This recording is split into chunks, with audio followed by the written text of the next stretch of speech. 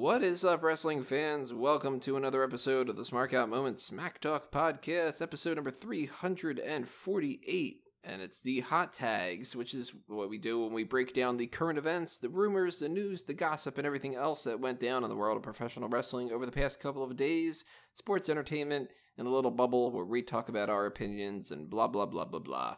I'm your host, as always, Tony Mango. Joining me on the podcast, per usual, we've got Robert DeFelice. Hello, I am not Elias. I did walk around a little bit, though, so does that count? Yeah, it does count. If you're walking with Elias. That's it. Yeah, I'm walking here.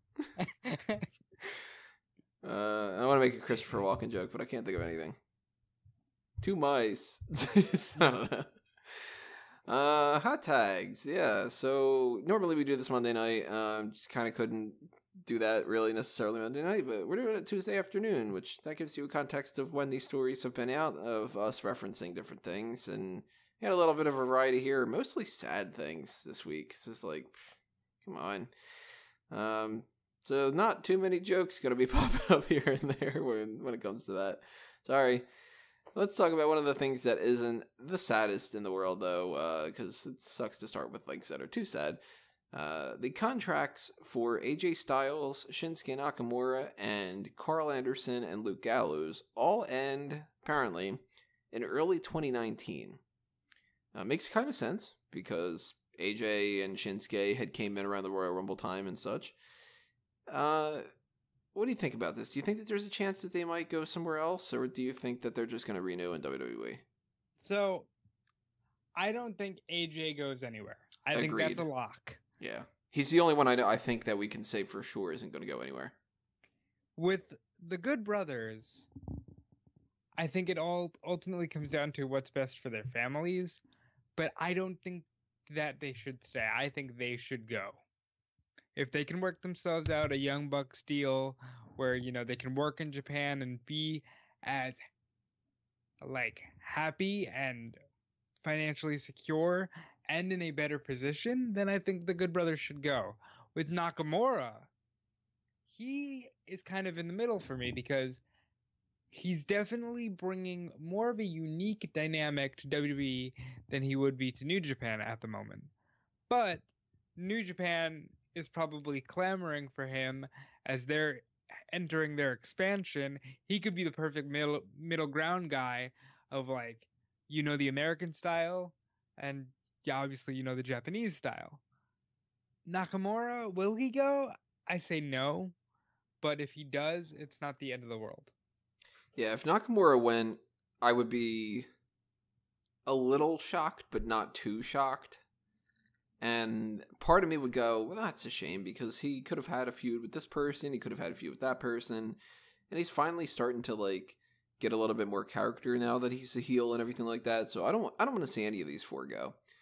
But I think that Styles is a lock to stay. Nakamura is kind of I don't know. Well, let's be realistic here. Have you ever known anyone who's on the cover of a video game or the winner of the Royal Rumble to leave the company within 12 months?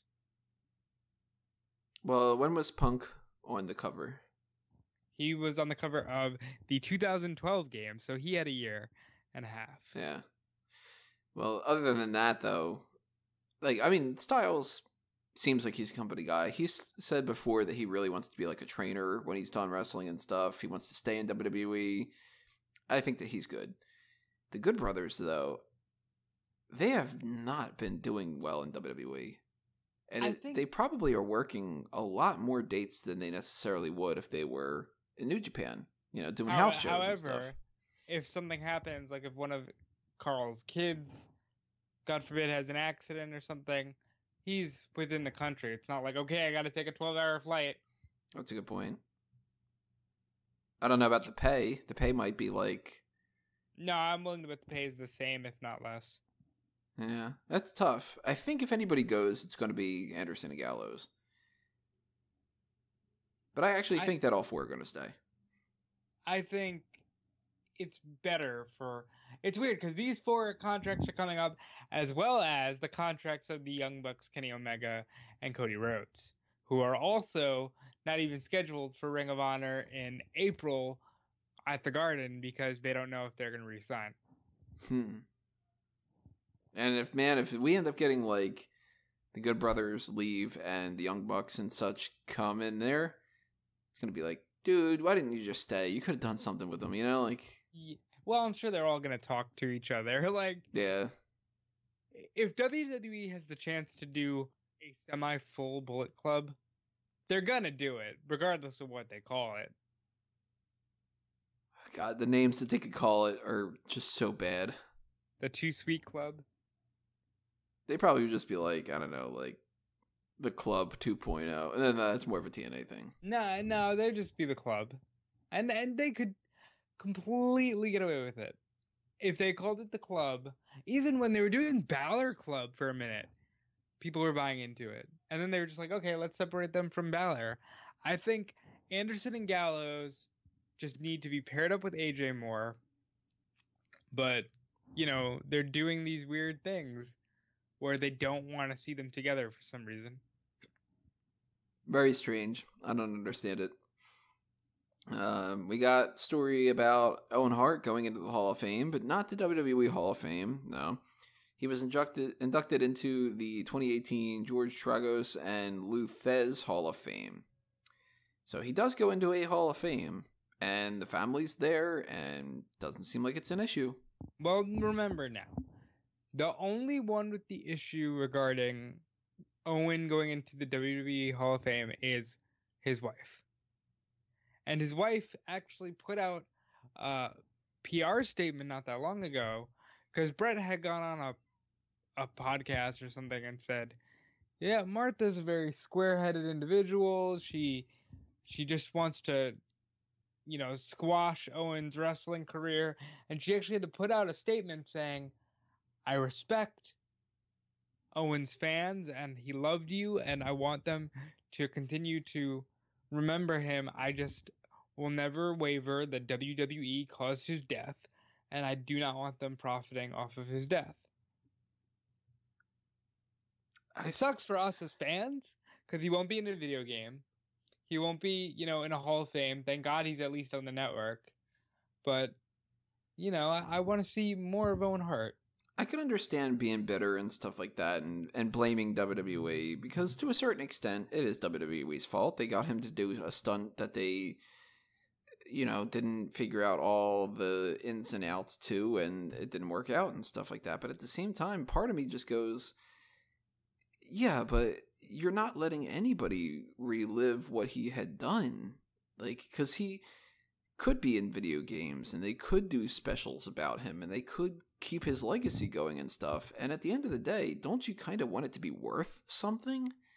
Like, yeah, WWE would capitalize off of that, but they still own the rights to all the footage that they had before. And when they put out stuff on the WWE network, if somebody wants to look at an Owen Hart match, they still subscribe to the WWE network. So they're still making money off of it anyway, Well, I think it's definitely this defiant bias against WWE because back in 2002 there was a game series called The Legends of Wrestling, and it is the only game since his death that Owen has appeared in. He was in the second and third iterations of the Legends of Wrestling games, and I get why Martha is like, no, screw them, but at the same time you're really robbing a new generation of people to experience Owen in the most full way possible. Mm-hmm. It's just unfortunate. Now, this sounds kind of morbid to say, but what do you think happens when Martha goes? If that's what I was going to say. If the kids want it, then it'll happen. That'll be kind of interesting to see what happens because that we could very well be in a spot where Martha passes away and like a year later WWE goes, hey kids, we got this thing, we're thinking about doing something when it comes to Owen Hart, what do you think? And then they go, well, our mom thought this way, but we think that, it's time to move on, or something like that. It could happen. Or they could be like, we don't know what Martha and her relationship with her kids are, or any of that kind of stuff, so this is just pure speculation and bullshit. But maybe she's instilled in them that that's like something that they need to carry on too, and maybe we just never have it, and that sucks. Owen Hart should go into the Hall of Fame. But, you know, he's in this one. Remember, Randy Savage was like, I'm not going in the Hall of Fame unless they put my whole family in. And the brother, the genius, Lanny Poffo, was like, once he outlived the years that Randy was on this earth, he said, I'm the older brother now, and I think it's right for Randy to go in, and I'm going to make sure Randy goes in. And I think that was the best way to do things. You never know. Yeah. Well, unfortunately, we have to talk about more people that have died. Oh, God. Let's start with Brickhouse Brown, passed away at the age of 57 due to cancer. I honestly don't know who Brickhouse Brown is, so I can't really talk about him. Memphis wrestling, Southern wrestling, territorial guy. I don't know too much about him to say, oh, go watch this match, but I know who he was. So that's a sad thing to hear, but, rest in peace. The name sounded a little bit familiar to me, but I just, I don't know my outside WWE type stuff and my older talent stuff either. So, I can't say anything about it, but for the same thing for him and everybody else, obviously condolences to the family and friends and everything like that. Two other names, though, I do know about. One of them is that Nikolai Volkoff has passed away at the age of 70. He was hospitalized for dehydration and some other issues that haven't really been put out there. Do you know about what those other issues were supposed to be? I didn't find anything about it. I haven't heard anything.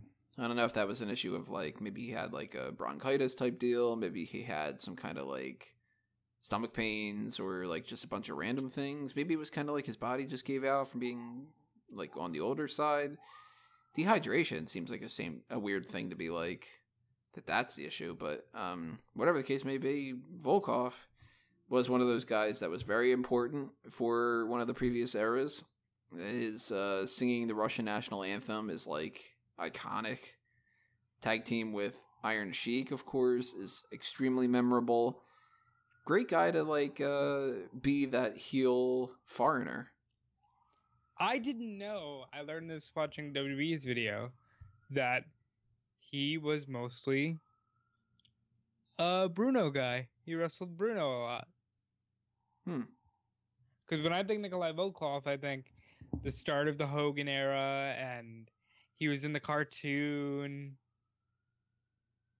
Stuff like that.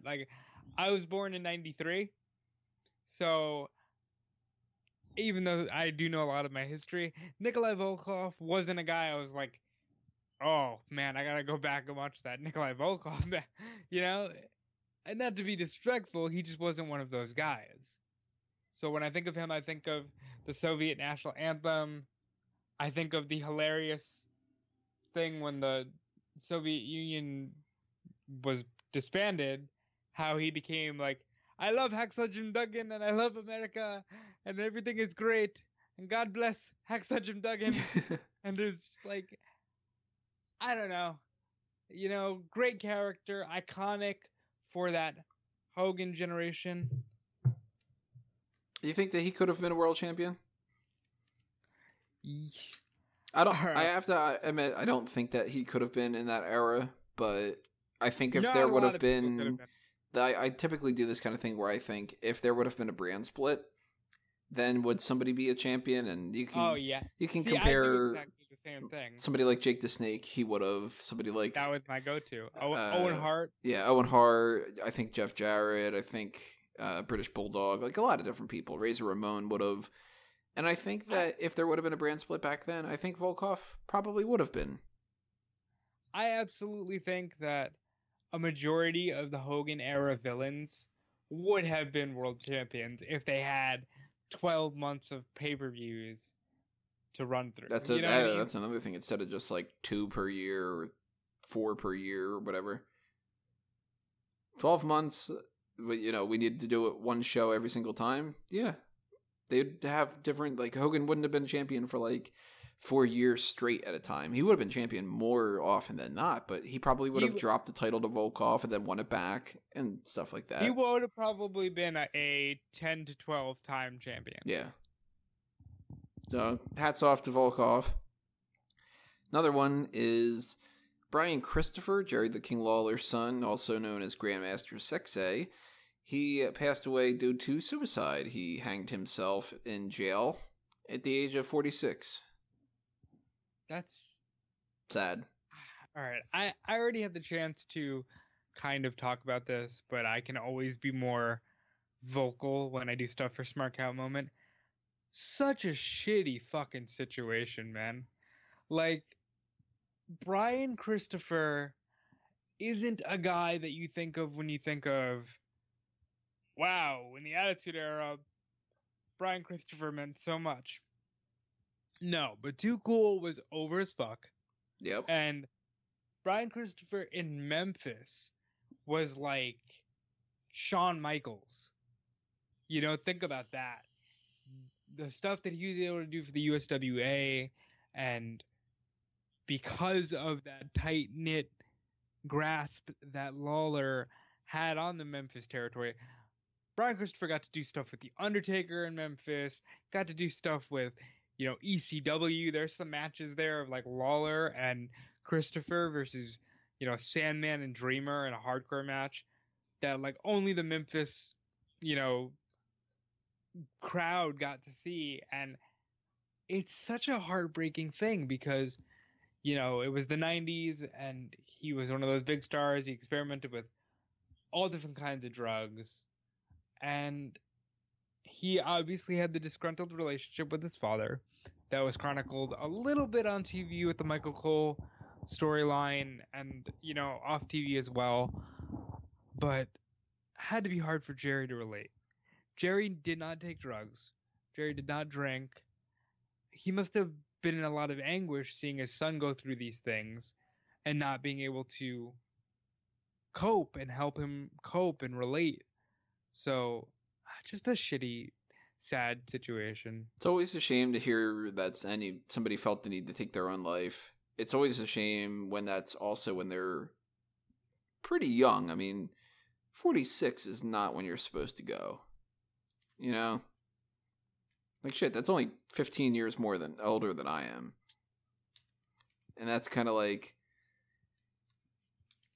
I'm not the most sympathetic when it comes to people and drugs. I tend to take the standpoint of, like, you know what you're getting into, and when your life turns to shit, I don't really have anybody to blame but you for that kind of thing. Like, I kind of am a little bit harsh when it comes to that. At the same time, I don't want to see people kill themselves and stuff like that, so it is a shame, and it's a shame for somebody like Lawler. Like, it's weird when a parent outlives their kid. Yeah, but Jerry did say that he held Brian's hand when his heart had officially stopped, because they had actually found him and rushed him to a hospital, but he was, you know, brain dead by that point, and it's just an unfortunate thing. Obviously, anyone listening to this knows, well, just in case you don't, about the National Suicide Prevention Hotline, and, you know, they're available online and via phone 24/7.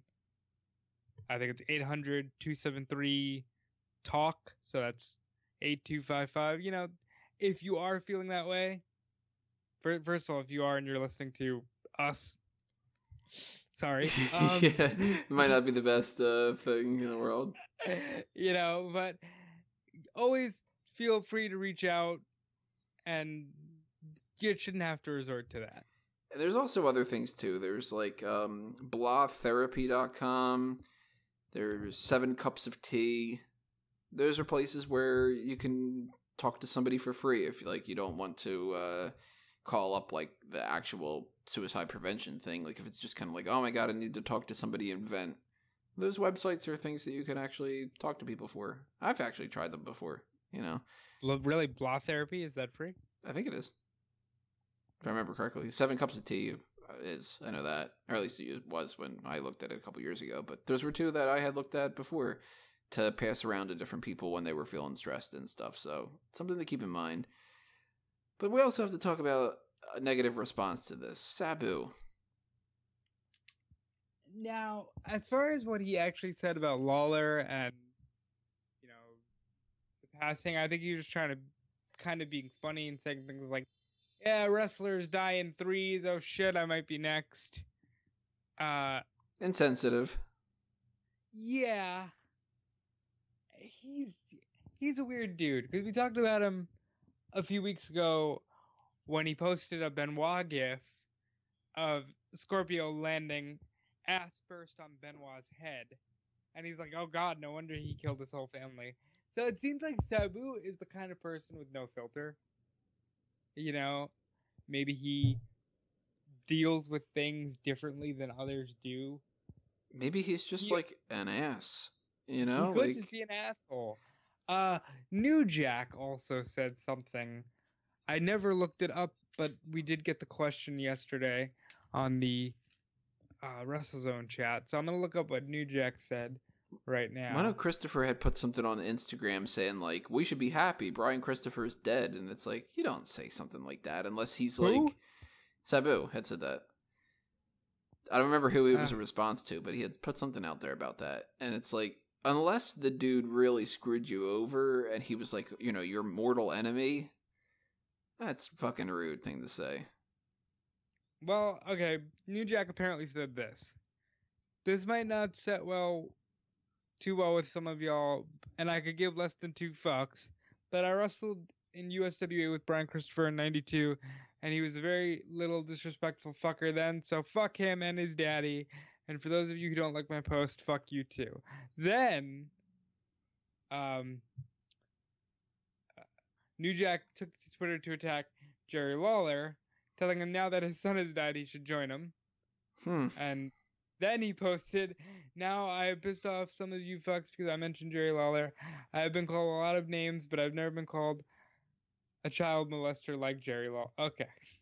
So, this is not the first I've heard of this. Because when Lawler had the heart attack scare in 2012, New Jack posted, good, he was a racist fuck, I hope he dies. And I don't care. So obviously, New Jack did not have a good experience with the Lawler family in the USWA. And I kind of have to think, I don't hear these kind of stories about Lawler. And this is coming out of New Jack. Yeah, no, I think I know who I'm going to side with on this, for the most part. I don't doubt that, you know, people had these things. Like, would anyone have thought, you know, Hogan would have been such a racist person? And now that's all they can think of when they think of Hogan, kind of thing. So these things do happen, and maybe there's some validity to Jack's story. I think, and completely different thing, but when people die, for some reason, then it just becomes, well, you have to say only positive things. Right. And, you know, there's a lot of people who have done me wrong that have, you know, if they were to die, I might not be the most considerate person with my first remarks. You know what I mean? So we also have to take that into account as well. Different things happen to different people. Yeah, in any scenario, 3 people passing away, not good news. Also, we have hospitalizations and injuries to talk about. Oh, God. Hell of a week. Mustafa Ali has been in the hospital, but I still haven't been able to figure out why. Yeah, I only saw the picture of him in the hospital. So I'm assuming that that's not like an injury. It's more so probably something like, maybe he got his appendix taken out. You know, maybe he had like explosive diarrhea. Who knows? But it's probably something like that, I would assume. Could have woken up and been like, you know, man, I've got like blurry vision, I'm gonna go to the hospital. Like, it could have been something like that. Like, if there's no injury reports, then I'm assuming it's not an injury. Yeah, no one's really saying what's happened. So maybe, you know, maybe dehydration. You know, who really knows? At the very least, doesn't seem to have any kind of reports out there that says like he's going to be missing a whole lot of time or something like that. So that's good. Lince Dorado, he has an injury. He ruptured his a ligament in his thumb. So he's going to be potentially maybe out for a little bit. I mean, thumb issues aren't necessarily the type of thing that they go like, all right, you're out for 2 months. But it depends on how bad it is. And they have 2 other people in the Lucha House Party, and they don't need to put them on every week either. So I don't think that that's the biggest deal, but it is an injury, so it is something to report on. You know, since you said Lucha House Party and we're talking 205 Live, I do want to mention, we're going to talk about this more when we get to SummerSlam. We're not going to say any predictions right now, but they did officially sign a Cruiserweight title match for SummerSlam. And part of me went, yay, this is great that they finally are putting them on there. Then the other part of me went, God damn it, I already wrote up a slide about how they didn't incorporate anybody on 205 Live on the fucking pay-per-view. And I was like, jerks. I already did that work. But I'm happy for it. I'm happy that they are finally putting them on the card. Do you think Mustafa Ali should have an official WWE shirt? He doesn't? No, he actually just linked to a Pro Wrestling Tees account. Huh. I guess he's still selling shirts on there, and yeah, that's interesting. Yeah, that's kind of weird. I think that almost everybody in WWE should have some kind of a shirt, and that they should at least have like the print-on-demand type style. Why not, you know? If somebody wants to buy a No Way Jose shirt, they should be able to buy a No Way Jose shirt. Yeah, I agree. I think that they should actually start making partnerships with people from, print-on-demand sites. Say, hey, if somebody's got one, let's say like your shirt, the one that says Adam and Kyle and Bobby and Roderick. Mm-hmm. Say, hey, Tony, we'll give you $250 flat for this shirt, and we're gonna have an Undisputed Era shirt. Yeah, why not? Because it's like not like, I mean, I'm not selling thousands and thousands of shirts and stuff like that. I fucking wish I was. Every once in a while, I'll sell a T-shirt like that, and it might be like a grand total of $5 a month or something. Because you don't get a good cut when it comes to these sites like TeePublic and everything. You get like maximum $4 a T-shirt. I get $4 from TeePublic. Redbubble was a little nicer in that they let you set your earnings. Yeah, but if you put it up too high, then it's like nobody's going to buy a T-shirt for $50.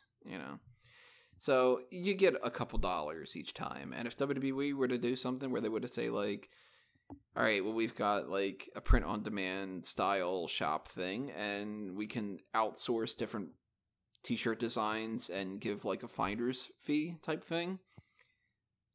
Give me $1 for each shirt that you sell. Put that up on the website as that being like a WWE sponsored thing. You're gonna sell a lot more of them because nobody knows the T-shirts. They're not searching for it specifically.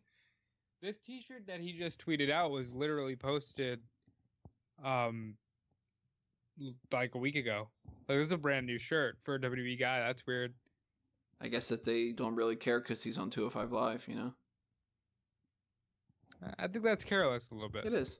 It's a shame, too, because everybody should have an option to make some money off merch.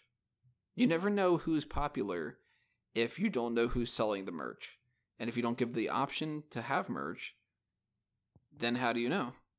There could be a lot of people going, man, I really, really want to buy a Mustafa Ali T-shirt. Now, I assume that if there's not like an outcry of demand for it, that they just don't see the point in printing a whole bunch and stuff, but it's something to keep in mind. What else do we have here? We have 3 more names announced for the Mae Young Classic, and 2 of them are names that had been rumored before. One of them actually isn't. One of them's a pretty big deal. One of them, the one that isn't, somebody that had been alluded to before, Renee Young had followed a bunch of people, and one of them was not Zia Brookside. But hey, Robbie Brookside's daughter. Makes sense if she's got a familial tie. I do. Is that confirmed? I think it is. Pretty sure that is. Let me check that out, because I tried to look for that before. I couldn't. I'm pretty sure she is. Let's see. I don't know too much about her. I haven't seen any of her matches. Kind of the same as a lot of different people in the Mae Young Classic. She is not she's his stepdaughter. Oh, stepdaughter. Well, that still kind of counts. She's kind of hot. Priscilla Kelly, the one who looks like... Wow, she's 18. Who, Priscilla Kelly? No. Oh, Brookside. Brookside. Huh. Good. younger the better when it comes to that. Less miles, less wear and tear, less injuries, you know? Priscilla Kelly's the one that looks like a hotter version of Paige. Yeah, I was getting Paige vibes from her. And then the big deal, not Titus O'Neil, Madison Rayne is actually confirmed. Now, she had been one of the people that Renee Young had been following. And when that happened, I was like, huh.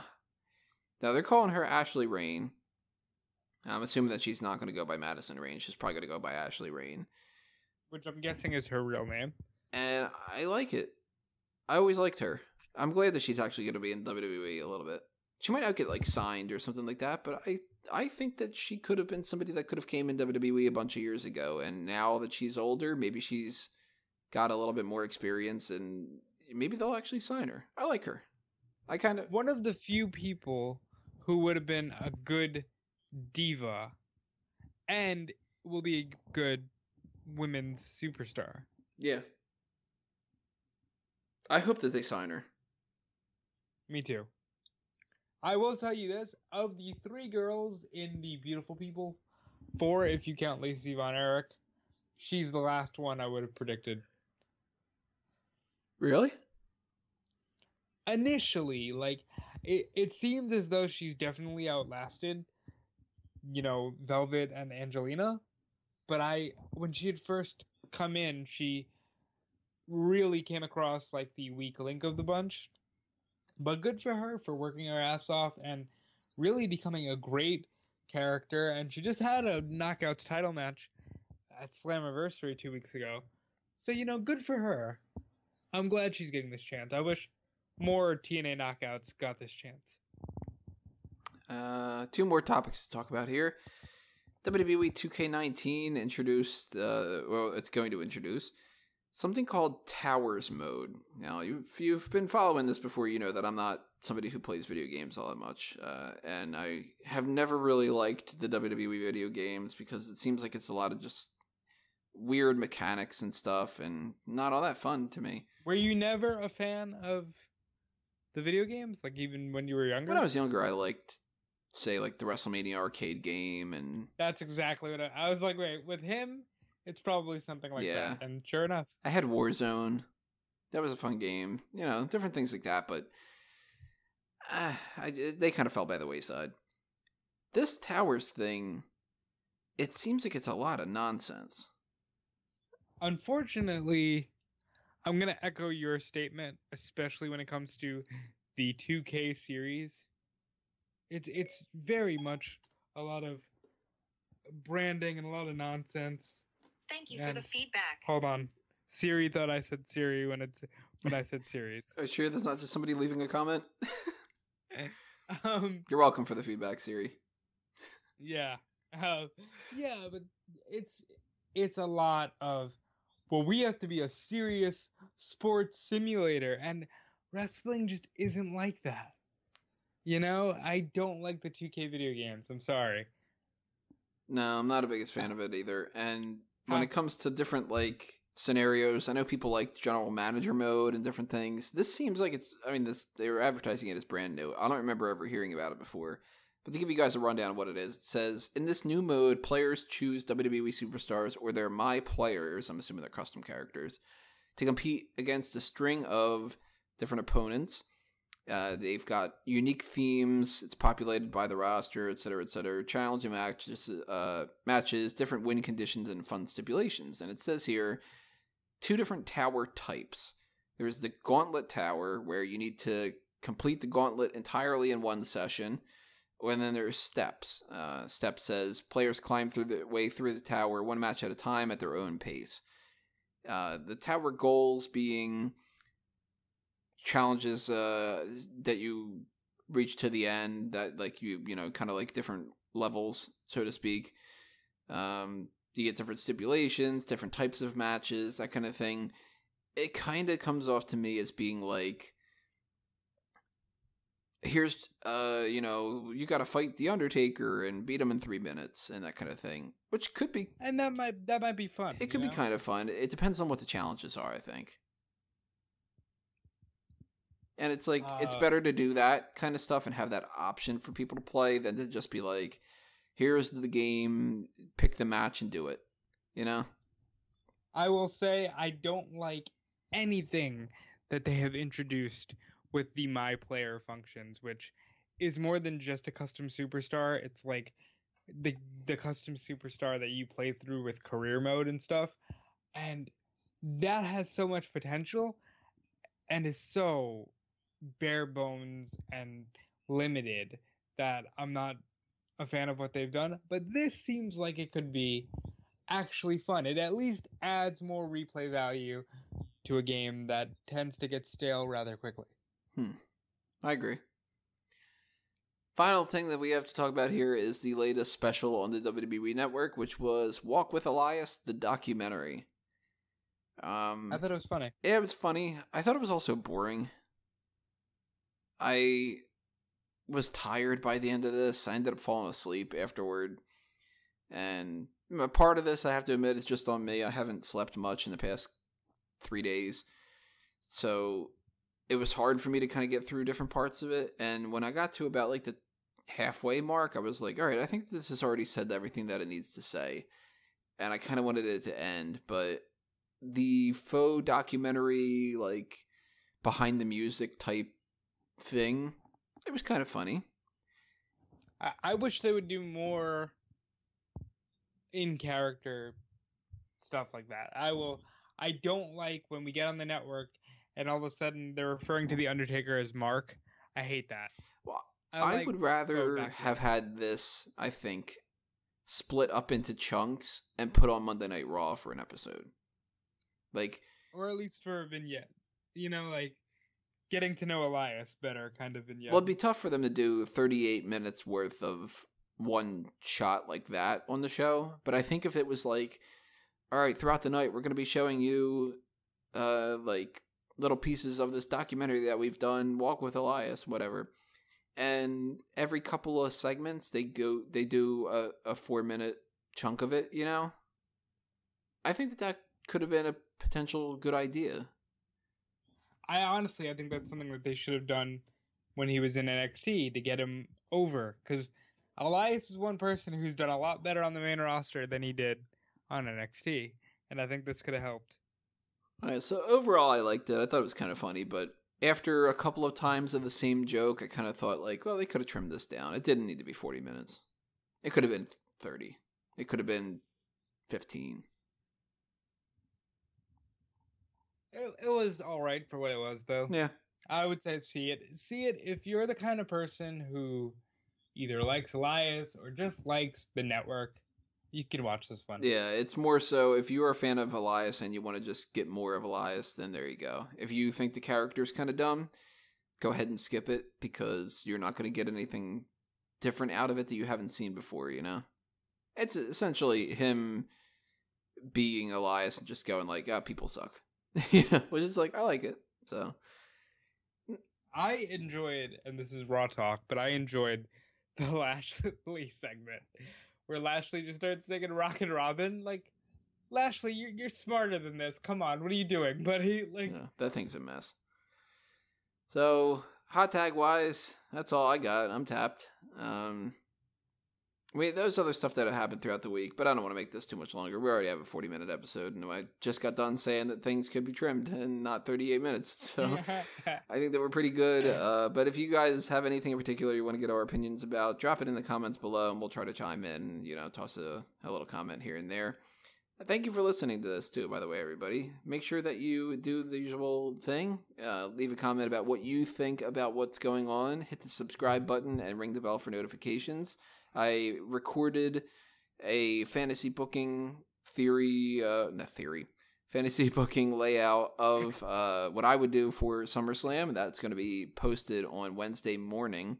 You'll be able to see that. And I invite everybody, of course, to leave their cards in the comments below on that one, too. That's it for this week, though. We did the tournament talk. If you don't want to know what happened there, then don't listen to that. But then you won't know who won because that's what we talked about. Sincerely suggest listen to that one if you haven't done that already. And any other kind of stuff that's happening, you'll find on smarkoutmoment.com. Anything that's happening on fanboysanonymous.com, you'll obviously find there. think that's pretty much all I got to plug, other than if you want to send some spare change our way, Patreon has something up for both of those, and the TeePublic and Redbubble designs are all up there in case you want to buy a t-shirt or something like that. Rob? I would say really consider supporting to the Patreon, because the more you support, if you like what we're doing, we can do more of. You know? Very much so. And that would be a lot of fun to be able to do more of this. For me, it's @DudeFelice on Twitter and Instagram. If I get more followers, maybe I'll post more.